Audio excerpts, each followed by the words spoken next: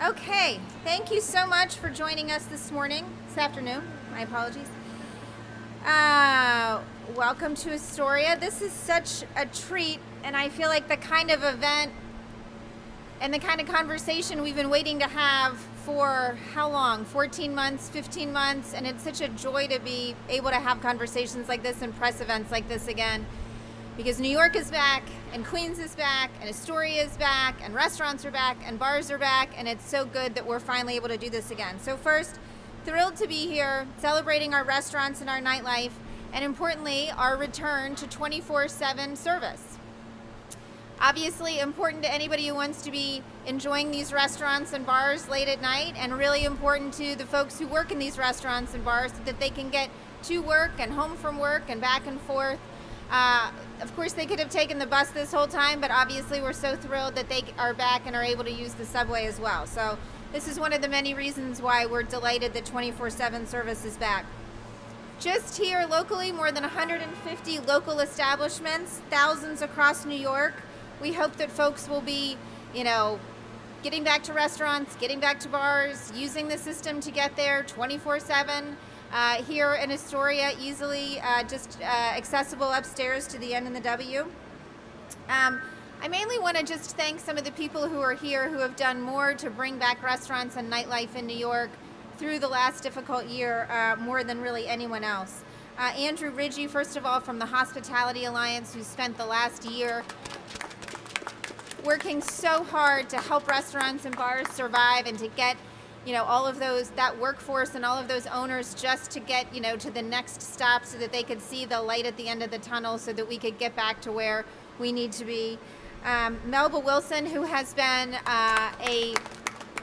such a powerful force in this city, and who I just heard say that they delivered more than 200,000 meals to hospital workers during the pandemic. Unbelievable. Tim Minton is going to a restaurant every single week in honor of the great work that she was doing for hospital workers, so thank you.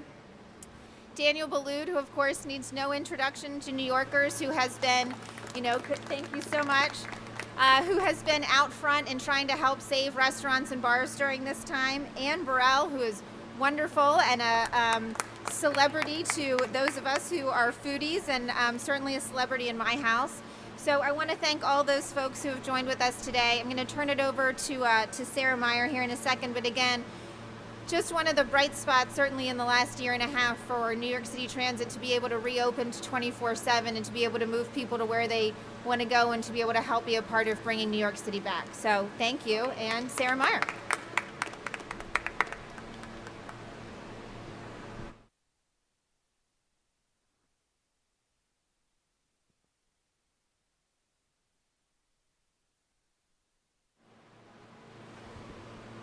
Thanks, Sarah. What a great day, what a beautiful day it is to be out here in beautiful Astoria. We're so proud of the role that the MTA has had to bringing the city back to life. So we wanted to come here to remind all of you who might be watching at home and our customers who might be at home, it's time to start stepping out from behind your computers and remember why you live in New York City. For the food, the friends, the fun. So go make a lunch reservation on a Tuesday or a late night dinner reservation on a Sunday. Support chefs, food service workers, train and bus operators. Mass transit is still the quickest and most convenient way to get to everything the city has to offer. You may have seen that we're in the middle of a massive Take the Train and Take the Bus campaign right now. There's a lot of digital signage, stations, and ads on buses and trains. We're also selling some limited edition merchandise like the t-shirts everyone's wearing today to help celebrate New York City's revival. We're so thrilled to be welcoming back more customers back to the system, and I'm confident that New Yorkers are going to like what they see. Paying the fare has never been easier with a contactless system called Omni.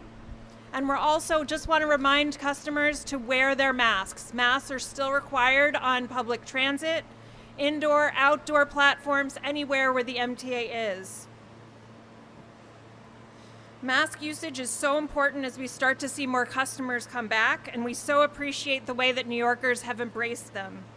Our last survey showed that 99% usage on the subways, which is a really great accomplishment. So let's keep up that good work and that momentum. With that, I'll introduce Andrew Ridgey, Executive Director of the New York City Restaurant Association.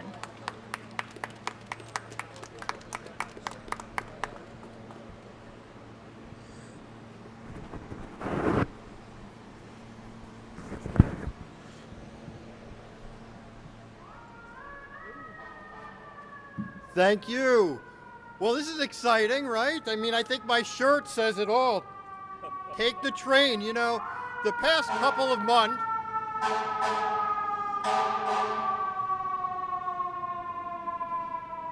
What are you doing besides just merchandise to improve the trains? I get you got these cute t-shirts, but delays are still prevalent. They're still shutting the trains down on weekends. I take the train every day. I get you guys have these cute stickers. So- What are you actually doing to improve that? Hey, let me just I'm take a to, quick yeah. Hey, let's just let him make his remarks and then stay on topic, and I'm happy to take all of your questions. I'm happy to take your questions and your criticisms once we get through those. Okay. So we're here talking about supporting local restaurants, but you know, the past 15 months have just been extraordinarily difficult for our city, especially our restaurant industry. And I know my wife, my daughter, friends, we've been taking the trains, taking the buses to go and support our local businesses. But there is good news. Look at this beautiful day. Our trains back 24/7.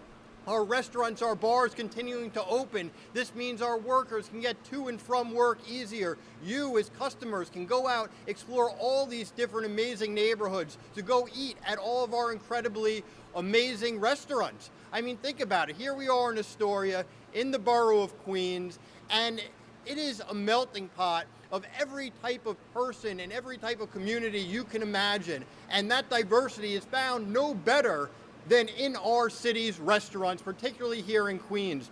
And we're so excited to have people like Chef Danielle Ballud, our president of the New York City Hospitality Alliance, Melba Wilson, and the New York City Transit, the MTA, and everyone supporting this campaign to help encourage folks to get back on the trains, wearing your mask, exploring all of our different neighborhoods, going, supporting local businesses, tasting great cuisine. We have great local groups like Queens Together, like the Old Astoria Neighborhood Association, and so many others that have really been working so hard over the past 15 months to bring our city back, to bring our restaurants back. Because we know if we want New York City to recover, we need our city's restaurants to be at the core of that recovery. And for that recovery to happen, we need our public transportation. So please, take trains, take buses, go support our local businesses. They need it. It's a great day. We can't wait to go eat some great food, share it with everyone, and bring our city back. So again, thanks to everyone for their great work, and can't wait to have some good food in a little while. I'm gonna jump in for 1 second to just ask everybody to shift a little bit away from the wall so you leave some room to walk there, okay? All right, perfect.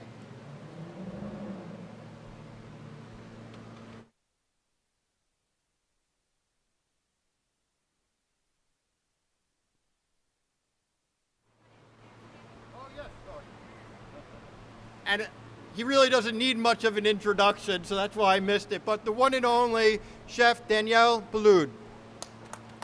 Thank you. Thank you, Sam.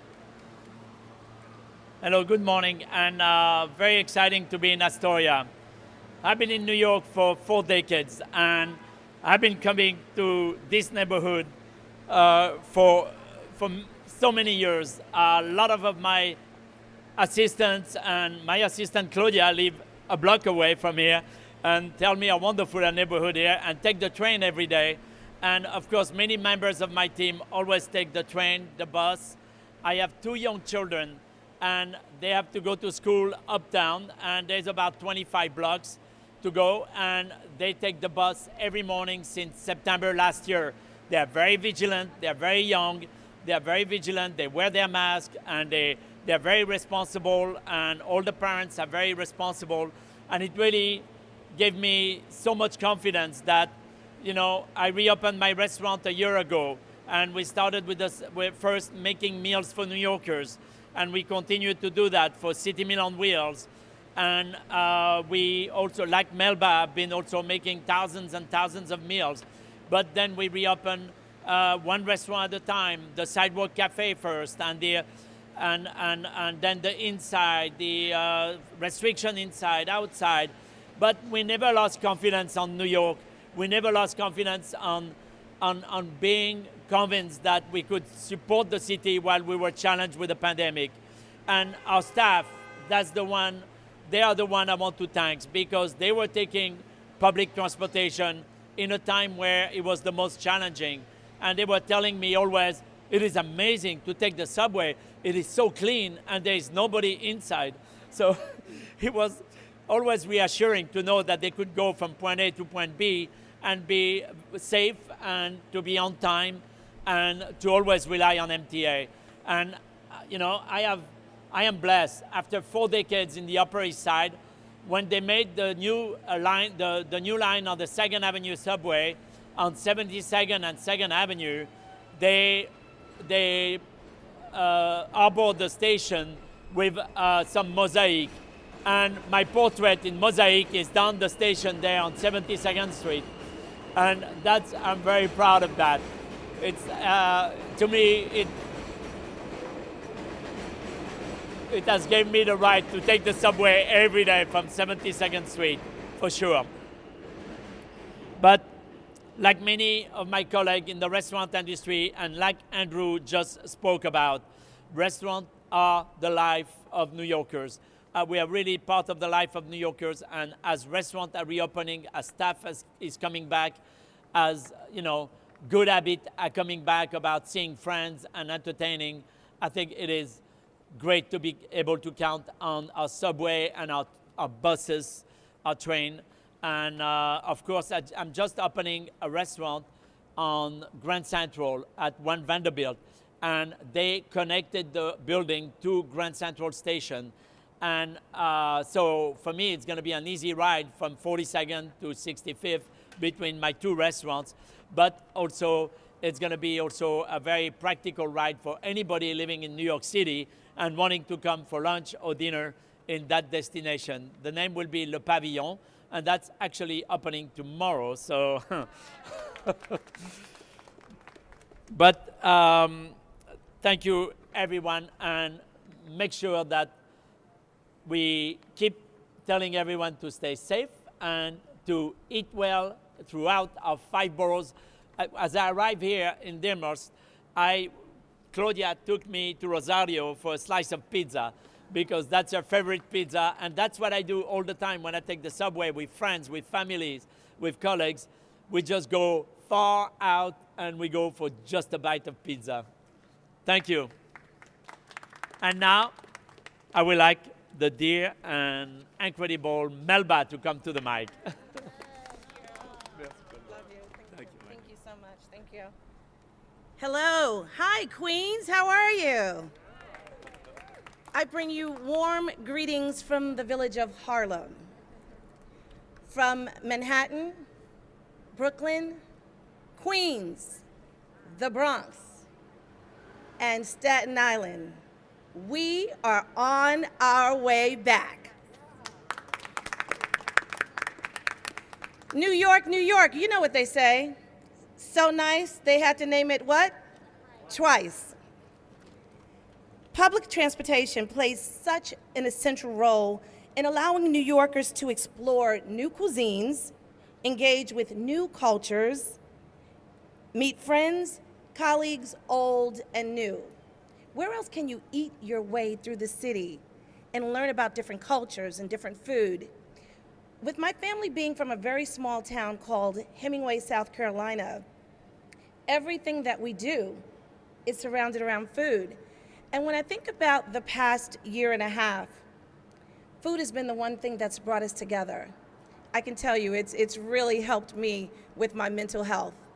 Being able to sit down and enjoy a good meal, a great cup of coffee, and some conversation has been essential to keeping me and my community healthy. Trains and buses allow us to share a meal, and be together. No matter if you're born, bred, and buttered in the village of Harlem, or a son or daughter of Ditmars Boulevard right here in Queens. I'm grateful for Tim and his team supporting not just Melba's restaurant, but so many other restaurants around the city. I'm also grateful to partner with the MTA for forging with restaurants all across the 5 boroughs who more than anything need a helping hand, a supporting hand after the storm that we've all weathered together. I'm super duper proud to support the Trains to Table campaign, and I'm so proud that I changed the name of my mac and cheese to the M10, because that's the bus right outside of Melba's. So now it's called the M-Tim Creamy Mac and Cheese. Wow. Welcome back, New York. Thank you, Melba.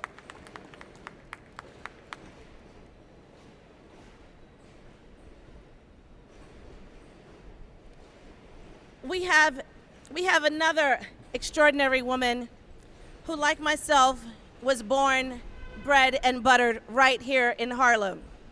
She's a I'm sorry, not in Harlem, who was born, bred, and buttered right here in New York. She's a celebrity chef, a Food Network TV personality, and if you watch Worst Cooks, you've definitely seen her. Put your hands together and welcome my sister, my dear friend, the one and only Chef Ann Burrell.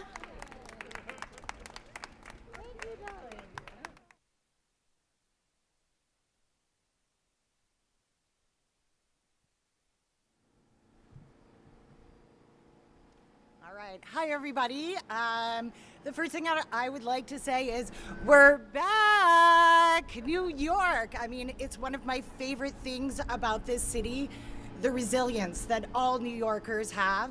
In a struggle, it's a time when New Yorkers just bond and come together.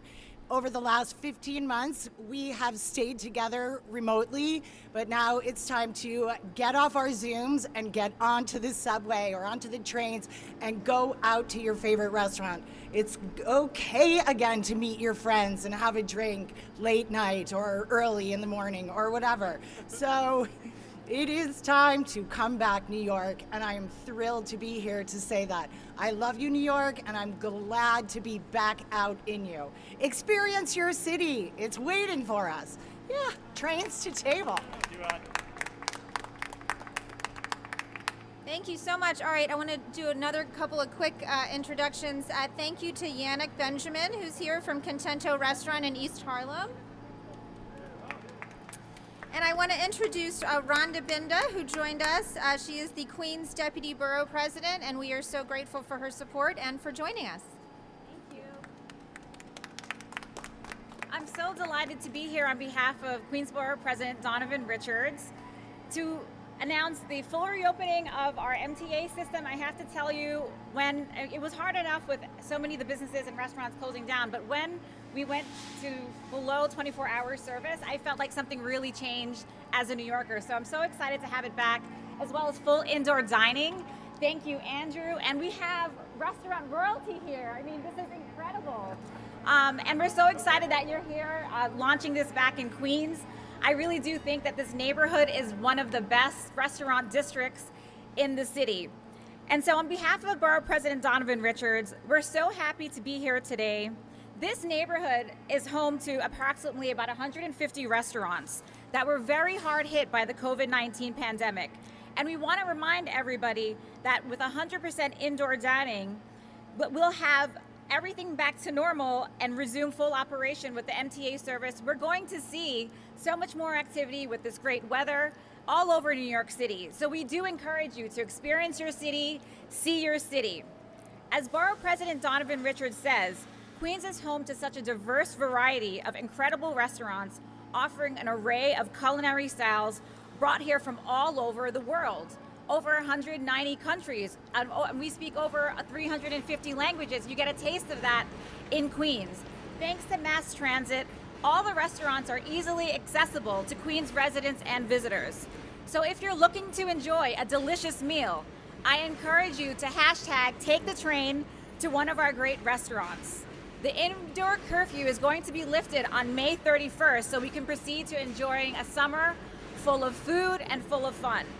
I want to thank the Hospitality Alliance again and the MTA, of course, our award-winning chefs for being here today to launch the reopening, and a special thanks to Taverna Kilgatty's, which we're heading to a little bit later, to see Adrian over there. They're just one of the best restaurants, I think, throughout the city and have been a flagship here in Astoria.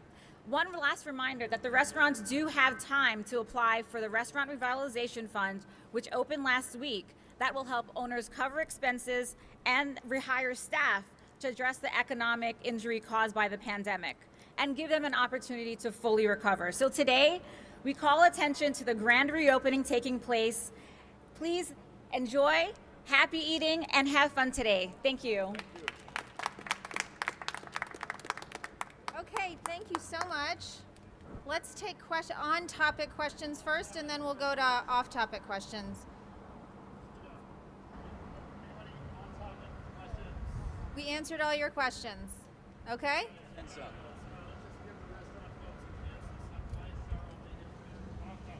Okay.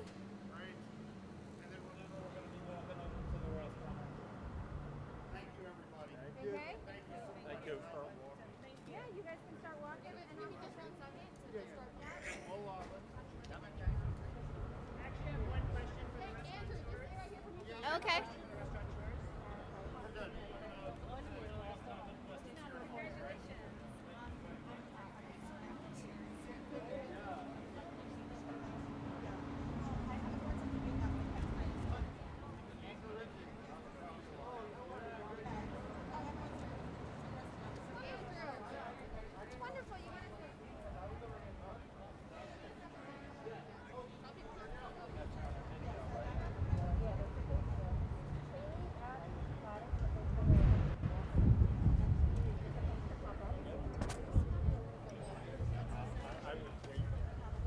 Okay, should we get started? Okay. Ready? Yep. All right, Clayton? You guys announced plans to remove the hiring freeze yesterday and begin hiring the 500 new cops. But you're still behind. You're still down about 4,000 people from before the pandemic agency-wide, almost 3,000 at New York City Transit, which has had impact on service. So as you're returning to people to restaurants and urging people to get on it, what's your plan to restore those workers and restore those positions so you can run full service again? So the hiring freeze was not lifted yesterday. I saw that too, and I don't know if someone misspoke or it was just a confusing language, but the hiring freeze was lifted some time ago. We actually started hiring MTA police officers back in 2019, continued through, I don't have it in front of me, I want to say February or March of 2020. Hiring freeze went into effect and actually restarted hiring MTA police officers prior to the larger hiring freeze lifting. We started hiring MTA police officers, have continued to, and then the actual hiring freeze for the rest of the MTA has also lifted. We have been hiring train operators, conductors, bus operators, and everything else for several weeks, if not a couple of months, and we can get a date back to you, but the hiring freeze has been lifted for some time now. And when do you expect to be back at your pre-pandemic workforce levels? Is there ever going to be a point in which all those jobs are restored? Well, I think it could absolutely look different, right? I would love to say every single one of those jobs that attrited will absolutely come back. These were attritions, not layoffs. And I think, that'll probably ultimately be a decision for Pat Foy and for Anthony McCord and for others. But I think ultimately, certainly the operational positions will come back unless they change, but I believe they'll come back. But the agency could certainly look a little bit different going forward. Yeah, Ms. Feinberg, Sarah Meyer said a moment ago that your mask compliance in the system is 99%. What do you think it's going to be tomorrow? Look, I think you're still going to see excellent mask compliance across our system, in buses, on trains, in stations, on platforms for a couple reasons. One, New Yorkers have been extremely good on mask compliance throughout the pandemic. I think there's a couple reasons for that. One, there's an understanding in New York that almost anywhere in New York are going to have a hard time getting social distance. Two, this city got hit harder than almost any other place, and so I think we all still remember those dark days, and we're going to be the the folks who probably are the last ones to take our masks off. And frankly, I think people pay close attention to this stuff in New York, and I think they recognize that the law of the land is still that you have to be masked in the system and on MTA property, and that's the federal standard. And we'll absolutely continue to remind people there are masks in the booths. We'll be handing them out, but that'll continue. Yeah, well, that's my follow-up. Obviously, is you're going to have people who are out on the street not wearing masks. I mean, that's already happening, and those people could sort of absent-mindedly end up getting onto the system. What do you intend to do? Do you intend to send the mask force back out again en masse? Yeah, absolutely. I want to let Sarah Meyer answer too, but absolutely, we continue to do mask force. Sarah can talk about when our next mask force date is. All the signage will stay up in the system. We'll be reminding people to wear masks. I do not believe that we're going to hit some moment tomorrow when all of a sudden all the masks come off and people are going to forget to wear their masks. If anything, I think we're going to see the mask compliance stay where it is. But I want to turn it over to Sarah to talk about mask force a little bit. But we're going to continue to do what we've been doing. Sure. So our next mask force is May 27th. We're really excited. It's going to be all agencies. We have hundreds of volunteers already signed up. And in addition, just wanted to just tell everybody we have new signage that specifically calls out indoor, outdoor platforms. Masks are still required. Yep, and thanks for reminding me, Clayton. The station booths still have masks available. Anybody that needs one, that forgets one, walks out of their house without one, can grab one at all of our station booths. Back to the crime on the subways, the mayor obviously spoke this morning. He kind of reiterated what a spokesperson said last night, putting the blame essentially on the MTA for what's going on with crime. What do you want to say in response to that? I mean, look, first of all, 25 years ago, NYPD took over policing of the subway system. It's their responsibility. We are good partners to them in that. We have an MTA police force. We've take the unprecedented step of hiring security contractors. We're installing cameras as fast as they come in. We're installing 10 and 12 sets of cameras every day at this point. I have an obligation to my customers and to my workforce to continue to bang the drum on the importance of safety and security in the system. I don't think I only speak for myself when I say that it is incredibly frustrating that we cannot get a number out of the mayor about how many police officers are in this system. We hear a lot about this is the most police officers that have ever been in the Transit Bureau. If you will notice, you never get a number about how many police officers are in the system. The mayor said he was putting 644 police officers in the system. Turns out later it's not that 654, it might be 500, it might be less. Then he says he's putting 80 in, then he says he's putting another 80 in, then he says he's putting another 250 in. It turns out those aren't 250 either. Those are just some extra shifts of half shifts of overtime work. So I'm frustrated. I think everyone is frustrated. The mayor says one thing and a couple hours later it's already unraveled. I just want a number. I want to know how many officers are deployed to the system that I am responsible for keeping people safe and secure in. And it would be nice if we could get that number. A shell game with the cops? You said it, not me. I mean, your message to your people who have to ride the train, they're listening to this back and forth. They don't honestly care. They just want to feel safe. Exactly. They don't honestly care. And they have got to be so frustrated to see the fighting that's going back and forth. I'm frustrated. I keep saying day in and day out, the mayor comes out and says, that I am a mouthpiece for a political argument from the governor. It's offensive. I'm not. I'm responsible for this system. I'm responsible for 2 million people a day and 55,000 transit workers. And we're having assaults and slashings. And look, it is a safe system. You are still better off taking the subway system than you are taking a car and doing anything else. I'm proud of this system. But I'm not going to stop talking about what's happening in the system because I have an obligation to my workforce and the people who depend on the system every single day, who get on here in Astoria and have to ride all the way in and are not comfortable at this moment. And so I'm not going to stop talking about it. And I think it's, inappropriate and confusing that the mayor can't give us a number.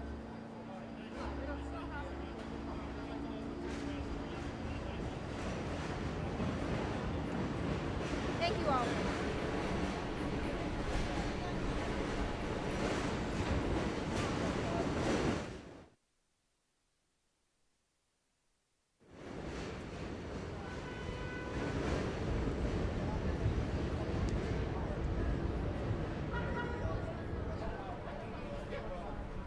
still going because.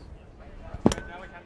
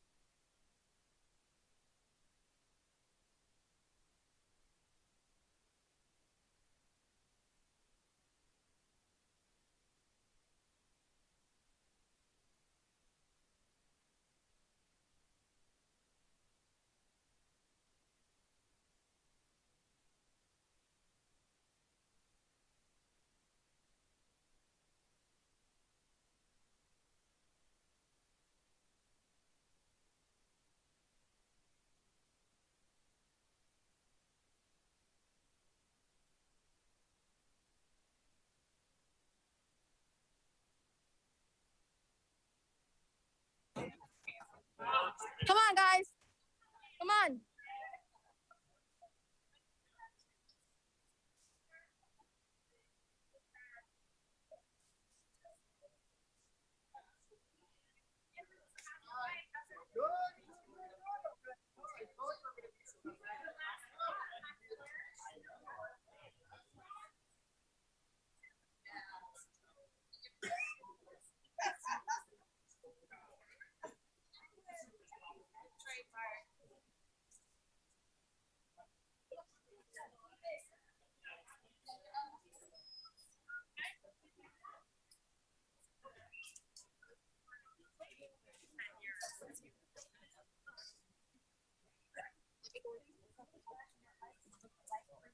Last time I saw you, I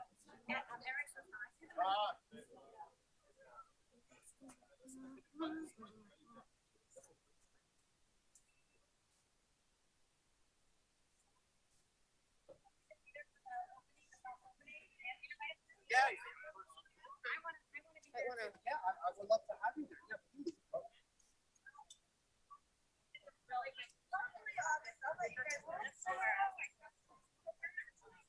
It's been 18 minutes.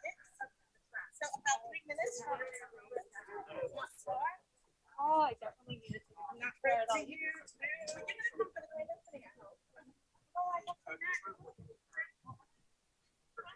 Well, she took over his spot, and she is on a small business council. Hi. You are? The Hospitality Alliance. Sorry, I was Oh, like, John, okay. You and I actually spoke by phone like last April, just 2 weeks ago. Can I use you as like? Yeah. I don't know. Thank you.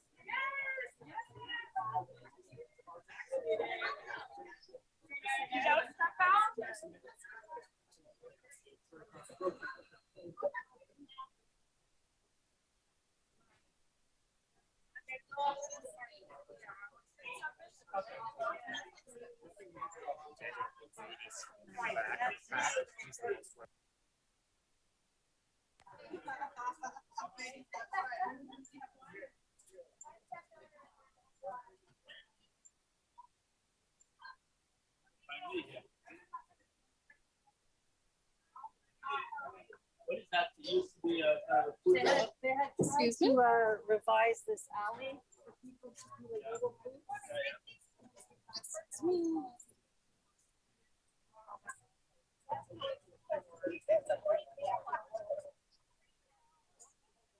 make it right? Yeah. Yep. You want to lead the pack? Yeah, yeah. That'd be great. Thank you.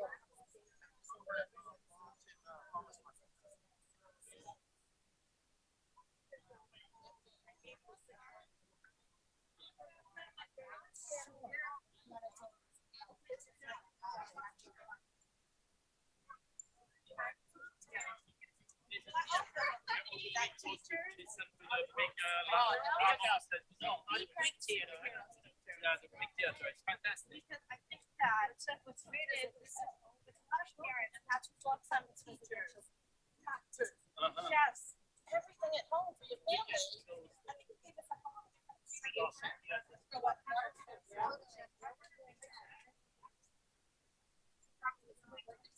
oh my God. Yes.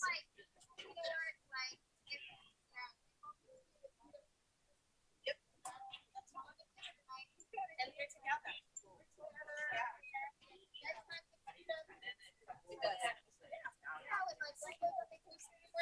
It's good the park.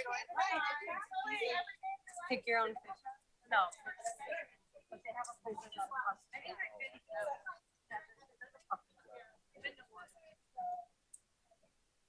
That's what I should have done my own. No, that's not what we're talking about. So Olivia has, and it is June 22nd. Say that the mayor first does, outdoor, street side.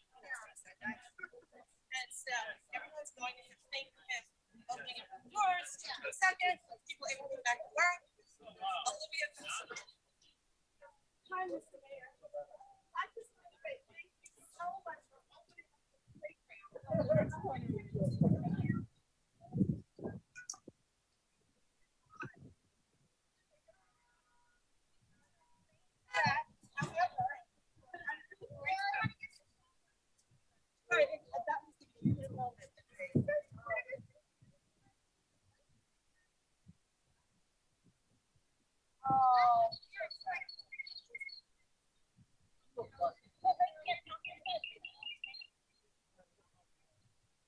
Want to cross here, guys?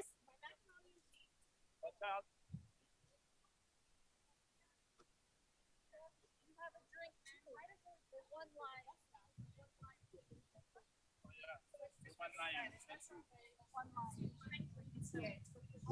Come on, guys.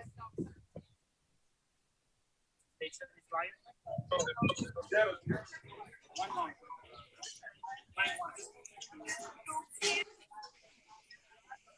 How are you? You leaving? Come go back.